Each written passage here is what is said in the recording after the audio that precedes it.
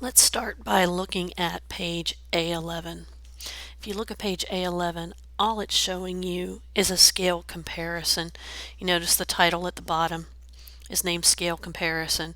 This is just a reference guide for you all. There's no measurements to do on this page, but I do want you to take a look at the different types of measurement that you'll be dealing with.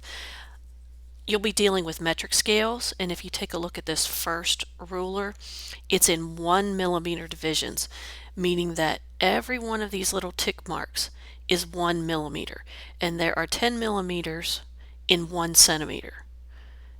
So as you go across and you're counting 10, 20, 30, 40, yes, you're counting millimeters and those are 40 millimeters, but you can also convert that to 4 centimeters if you need to. In the second scale, you're dealing with 1/32 of an inch.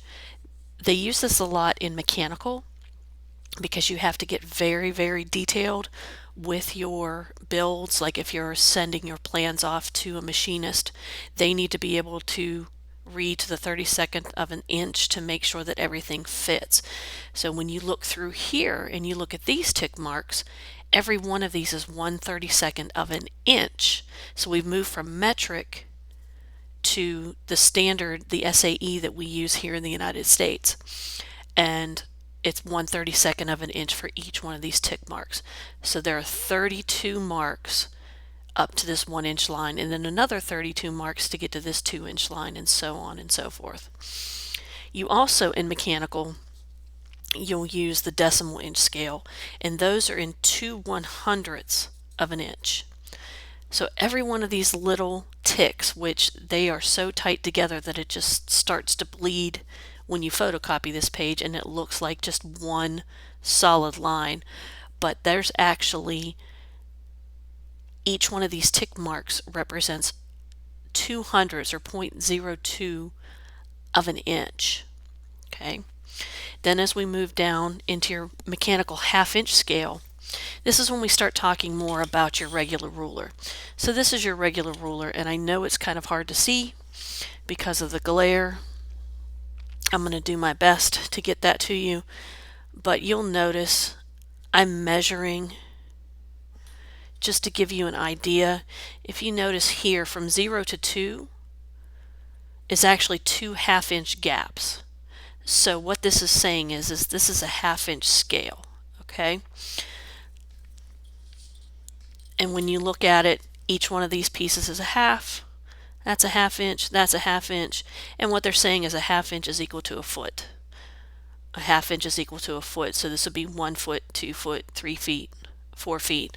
So if I took something like this piece of paper, and just to estimate how long this would be in feet, I would put it at the 0 and count across, just like the architect scale that we've used in the past. And this would be a little over 5 feet. Now I can find out how much a little over it is by taking this and pushing it back so that it reaches the 5 feet. But now you'll notice over here on the left that it's actually going beyond 0. And you use that so that you can figure out how many inches are left. We have 1, 2, 3, 4, 5 feet. And then as we come here, I'm just going to put a little mark right there and move this aside. It actually lines up right here. And there are 1, 2, 3, 4, 5, 6, 7, 8 marks in that half-inch. Okay, so if you think, if this is an entire foot, so this is 12 inches, and you have 1, 2, 3, 4, 5, 6, 7, 8 to get to the next one. If this full thing is 12 inches, then you would have to take this and do some wonderful division to figure out just how many inches are involved with this particular piece. So you would be taking